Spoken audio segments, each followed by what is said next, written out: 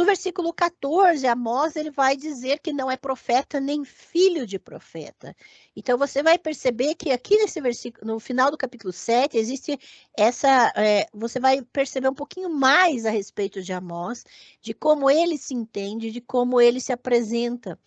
E aqui, quando ele responde diretamente a essa observação sobre o pão, né, ele vai dizer que ele não é um profeta cultico, ou seja, ele não é um profeta profissional pago pelo rei. Ele não tem nenhum compromisso de agradar ninguém, entende? Quando ele fala, eu não sou profeta, nem filho de profeta, ele está respondendo essa observação especificamente de que ele não é comprometido com o poder. E que por isso, ele não espera esse tipo de pagamento por sua profecia.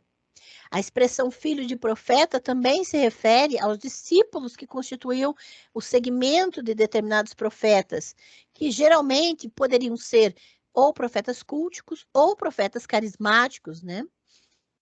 O que ele está também invocando aqui, evocando é o que é registrado nos textos de Samuel e Reis, dos profetas de carreira com seus discípulos.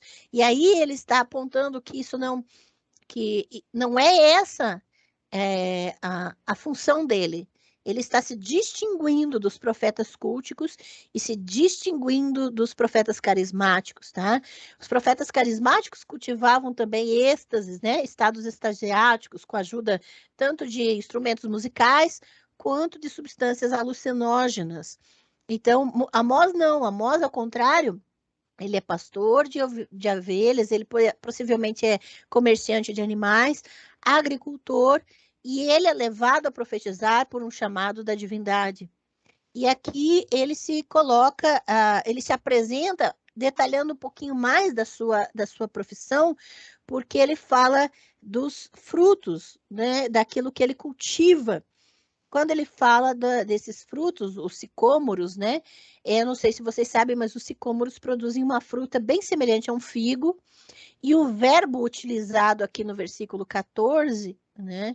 É um verbo bem incomum, o boles, que pode se referir a uma prática que é comprovada historicamente de arrancar a superfície da fruta para facilitar o seu amadurecimento.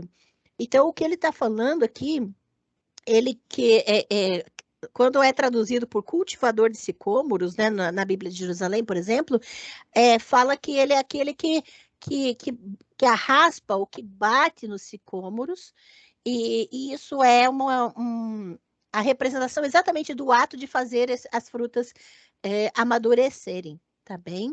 Algumas traduções traduzem literalmente, então, esse ato de arranhar, o arranhador de sicômoros, ou o batedor de sicômoros, né?